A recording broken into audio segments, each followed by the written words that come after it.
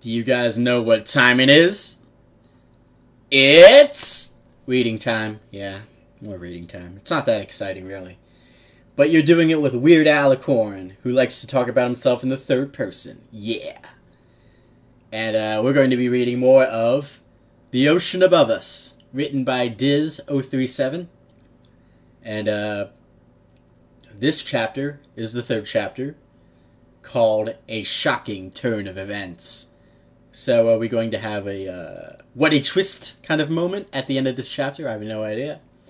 But it sure seems like there's a bunch of kind of turns going on in here. And we start off the chapter with a quote. That seems to kind of be the running theme, I guess, because I'm pretty sure the other two started off with quotes. It's been a while since I read the last chapter, so I'm gonna be remembering stuff as I'm going through this. So let's just read the quote. The big daddies just aren't enough. We need something better, more aggressive, with a better determination of who's a friend or a foe. Twilight Sparkle on the creation of the Big Sister. Uh-oh. We're gonna have big sisters? This is epic. Okay, we have a break in the text, and then it goes, Nimbus was taken aback at the sight. The Big Daddy had been killed. Oh, that's right, yeah, the Splicers ganged up on him, right? Yeah, that was the last chapter. The Big Daddy had been killed, its final sight the barrel of a revolver that had fired a bullet straight into his visor. Ooh. The Splicer holding the gun looked down at the little sister, and this time she truly had no pony to save her. No pony, but himself. Shaking his weariness off, he trotted up behind the Splicer and clubbed him in the back of the head with the pipe. It's like a cartoon. Oh, well, it is a cartoon, I guess, but whatever. Luckily, all the other Splicers had been defeated by the Big Daddy, for the blow produced a loud clank that echoed throughout Artemis Central. The Splicer fell over, not expecting this sudden attack, but quickly got back up and struck Nimbus in the face with the butt of his pistol. Oh, we got pistol whipped. Nimbus stumbled back as the Splicer took aim. Who's this? Oh, okay. Don't hurt him! A voice cried out, one that Nimbus was not used to hearing. Fluttershy had jumped from her hiding space and had tackled the Splicer. That's epic. Get in there, Fluttershy, yeah. The gun had slipped out of his hooves, the awkward way that such a weapon was held, making it hard for him to hold on to it. The Splicer promptly kicked Fluttershy off himself, sending her into a wall. Oh no. The Splicer went to retrieve his fallen gun when Nimbus saw an opportunity.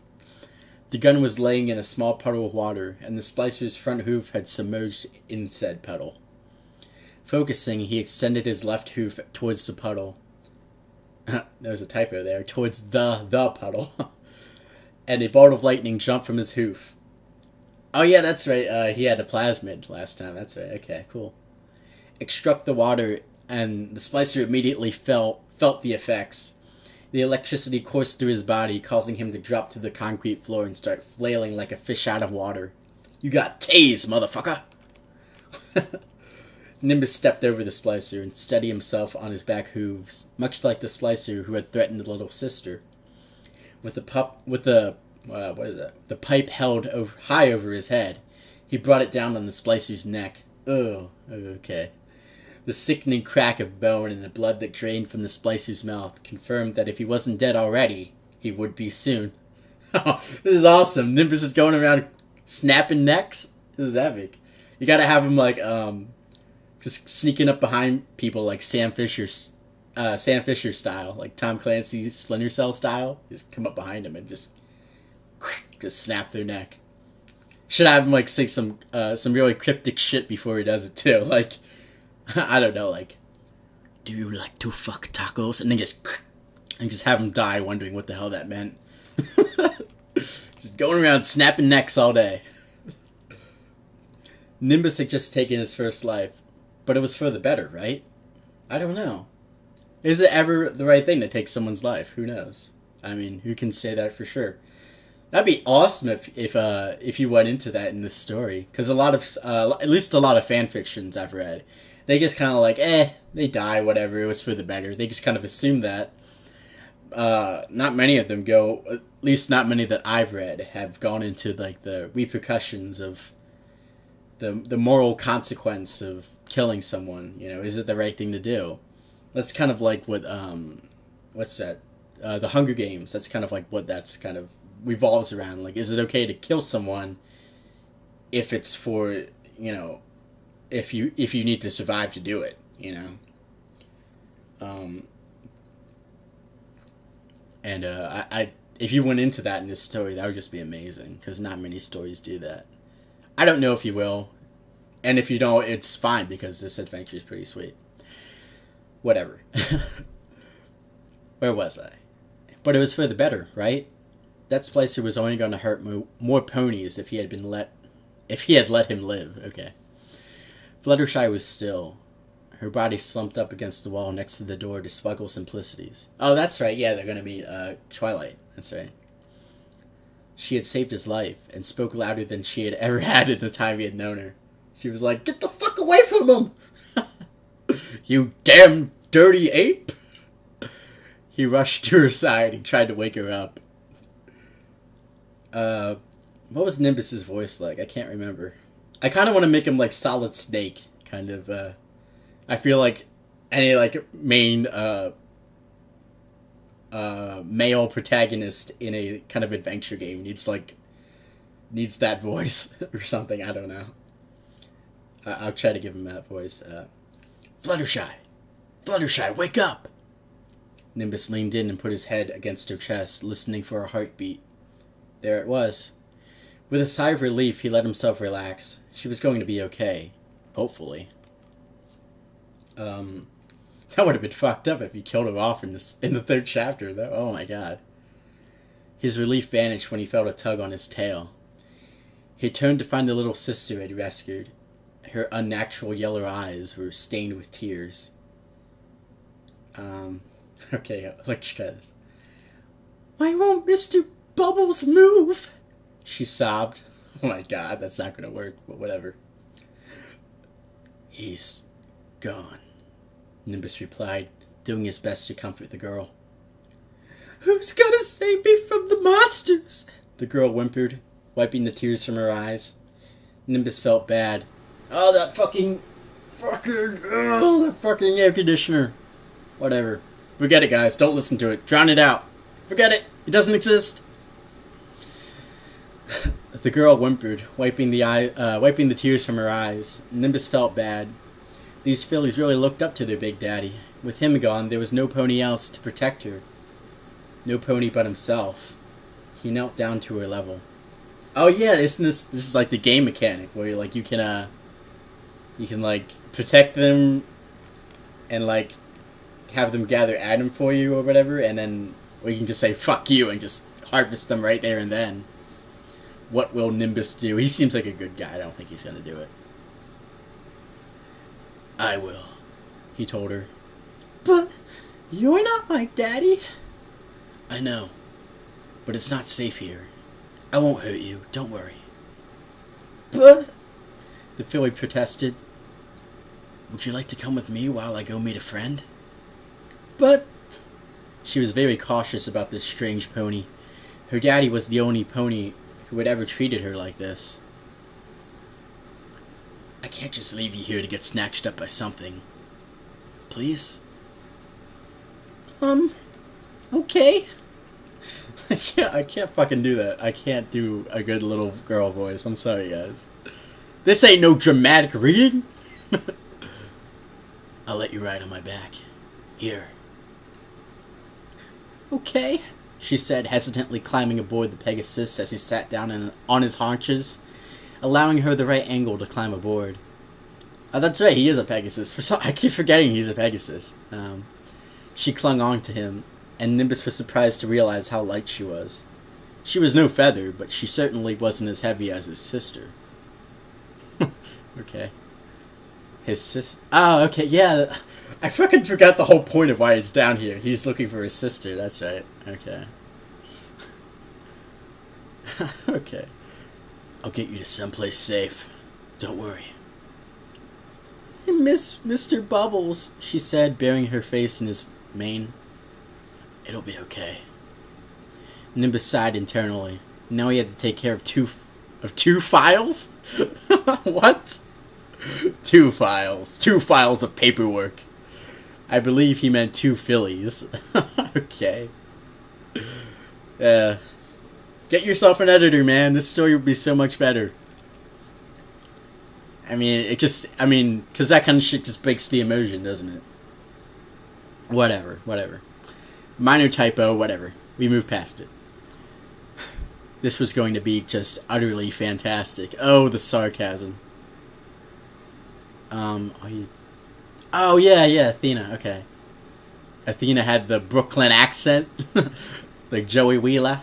You know, I just recently watched rewatched that episode of the Cutie Mark, what's that episode called? The Cutie Mark Chronicles, right? Where Applejack goes to Manhattan. And in Manhattan, they kind of speak more, they kind of speak more like aristocrats. It's not really like a Brooklyn accent that I was doing more like a Boston accent, if anything. I was like, park the car in Harvard Park kind of shit, you know? But, I don't know, I don't know if you guys want me to do like a more aristocratic voice for Athena, then just let me know, because I could probably do that, but for now we're just going with the Joey Wheeler voice. Are you there? Nimbus had forgotten all about his radio, which had just received Athena's voice. Yeah, I'm here. What do I need to do to open up this door? Use the plasmid on the panel next to the door. The panel? Just hit the panel with it? Yeah, that should do the trick. Okay. Nimbus raised his hoof and hit the door with another electro bolt. I can't fucking take that seriously. Electro bolt. Pikachu, use electro bolt. The motors in the door whirred to life and opened themselves up. The lobby of Spuggles Simplicities was a mess, with waiting chairs flipped over and vending machines knocked down. The walls and ceiling were chipped away. At least there were no splicers in there. Nimbus dragged Fluttershy's unconscious form into the room and looked around. There was more lighting than there was outside, but it still wasn't anything spectacular. The corners remained dark and ominous, like something could have been stirring in them, ready to strike at any moment. Okay, that's Athena. Again? Yeah. That door should close automatically after the shock wears off. Don't worry about any pony following in behind you.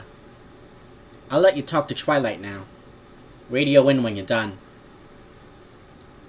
Alright, Nimbus said, and put the radio away.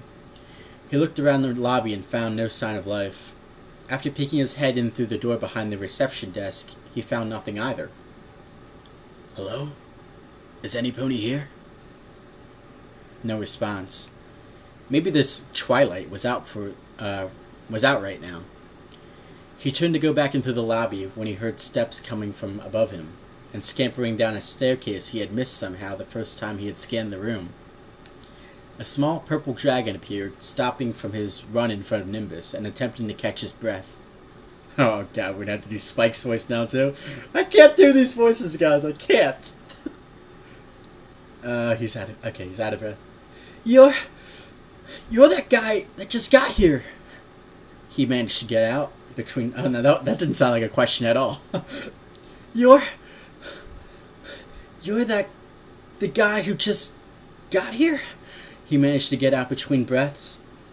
Yeah, why? Twilight's been going crazy ever since she saw the bathysphere come through. Well, actually, it was me who saw it, but phew. He was obviously winded, but the way his short body moved just made it seem like some sort of a joke. She's still going crazy. I need to talk to her. Where is she? She's upstairs, and the dragon froze as he noticed the filly riding on Nimbus's back. Is that a... Let me just go get Twilight. The dragon went back upstairs, calling for the mare... Oh, wait, no. Calling from the mare in question? Oh, typos, come on. Calling for the mare in question. A few moments later, a purple dragon mare with an unkept mane. With a unkept mane? Another typo, come on. Just get yourself an editor. It'll be so much better. It won't break the immersion for me. A purple dragon mare. Fuck. Barney the dinosaur unicorn. A purple unicorn mare with a unkept purple mane, who looked as if she hadn't slept in days, descended them. Descended them? What? Oh, okay. Make sure to specify your pronouns as well. I guess he meant the stairs. She wasted no time in addressing the issue. Oh my god, that paragraph was hardcore right there. Okay. I've been looking for you. You just Twilight seemed frozen in the same way the dragon was when she saw the little sister riding on Nimbus's back. Miss Twilight? Nimbus asked, not understanding why she was shocked. Excuse me. I'm Twilight Sparkle. She extended a hoof and shook Nimbus's. Is that a little sister riding on your back? Yes it is. Why? How did you get her to trust you? She seemed like just a regular little filly when her big daddy died. Wait, you killed her big daddy? How? No, a group of splicers ganged up on him in a back alley. I just tried to comfort this one because she was crying. Nimbus turned his head to get a look at the girl on his back. She was just resting there, patiently waiting for the conversation to continue. Twilight examined the girl closer, but she backed away from her as the curious scientist came closer. Very fascinating, she said, extending a hoof in her direction. The girl moved herself to hide behind Nimbus's head, almost instinctively.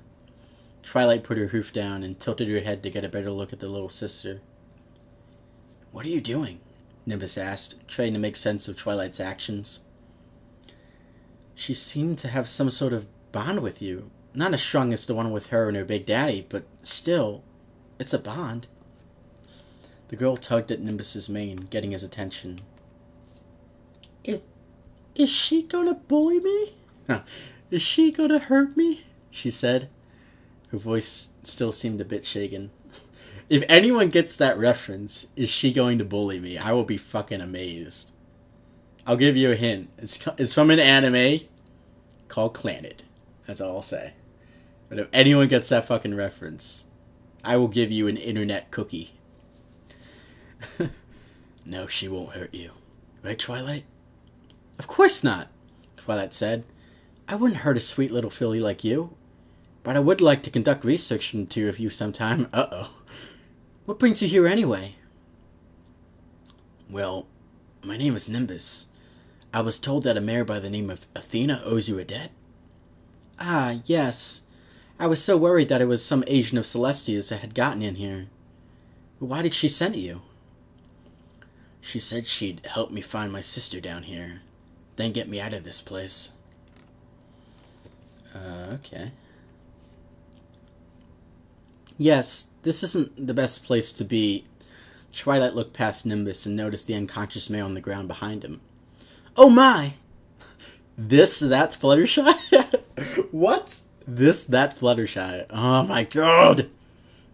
Fucking typos! Fucking get rid of them! Whatever. I'm not that mad. I'm just saying it breaks the immersion. So fix your typos. Yeah, she said what the fuck was I?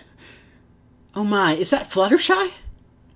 Yeah, she said you knew each other. But what is she doing down here? Is she okay? She said she knew the pony that came down here with my sister. I used to work with her in Cloudsdale until... He spread his mechanical wing out, allowing Twilight to see. I can't fly as well as I'd like to. That's how I met Fluttershy, though. Wait, so... She said she knew the pony that came down here with my sister. Is it Rainbow Dash?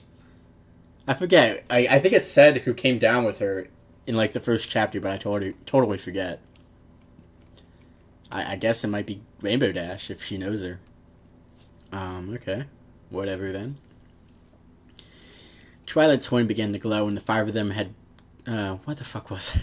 I keep skipping over shit. I can't fly as well as I'd like to. That's how I met Fluttershy, though. I need to treat her! She looks like she's been hurt. Yeah, she kind of saved my life. Twilight's twin began to glow and the five of them had teleported to the top room. Fluttershy lay on an operating table, allowing Twilight to get a better look at her under the light. She had several dark bruises on her left side. What have you been doing, Nimbus? Domestic violence! You mother effer. Fucker. Whatever. I'm not going to censor myself for the internet. She had several dark bruises on her left side, but other than that, she was unharmed. At this point, Twilight noticed that Nimbus was wearing a wife beater. I'm just fucking with you guys. She's going to be out for a little while, but she'll be okay. I'll get her situated, but I need you to do a few things for me, Twilight said. Yeah, sure. There's an old friend of mine named Rarity, though I strongly suggest you call her Lady Rarity anyway. I need you to go get a certain key from her. It's not like a key that goes to a door. It's a genetic key, one that has her DNA imprinted onto it. Normally, I just asked to borrow it, but we're not exactly on friendly terms right now. Uh-oh. What's up with Rarity and Twilight? Nimbus nodded. Where's she at? Where's she at? You'll find her at Carousel Boutique in Celestia Square. Alright. Any tips? What is this dialogue? This dialogue is just like a fucking game dialogue now. You should probably tap the X button a lot. Well, you need to get on Rarity's good side. That's the only way you'll have a chance of getting the key from her. Got it. Also, is it alright if I ask what happened between you two? Oh, fuck, I can't... I'm putting my emphasis on the wrong syllables, guys. Also, is it alright if I ask what happened between you two? Twilight hesitated. No, it's not something I'd like to discuss. Oh, come on. Come on, I want to know, too. What time are we running on? 22 minutes. Oh, should I stop it now, guys? I don't want to keep going and, like, risk my thing running out of battery or anything. And I'm just going to stop it here. And now it'll be part 1. Fuck, I just totally lost where I was. So she said she didn't want to discuss it. That's where we're going to stop. So far you know what? I just totally lost my space. Fuck. No. Where is it? I need a bookmark or something. It's not something I'd like to discuss. Okay, there I am. Okay. Where was this? Okay, well, I'll stop there for now. And, we stop. Just remember, guys, this is where we stopped, where Twilight hesitated, and she said it's not something I'd like to discuss. I don't know why I'm telling you guys to remember. It's not like you're making this video at all, but it helps me remember by making you guys remember. Whatever. But that has been the first half of Chapter 3. A shocking turn of events. We still haven't really discovered what the shocking turn of events is, because so far I'm pretty sure it's all been going according to Athena's plan or whatever, to have him meet up with Twilight. And maybe I'm just right before that moment, so I don't know. Who knows? This has been going good so far. The dialogue's kind of weird. Gets weird in some places, and just watch out for typos is all I have to say. But other than that, I'm enjoying this still, and I'll keep on reading it. This has been Weird Alicorn. Spread peace, love, and tolerance, and all that shit. And I'll see you guys later.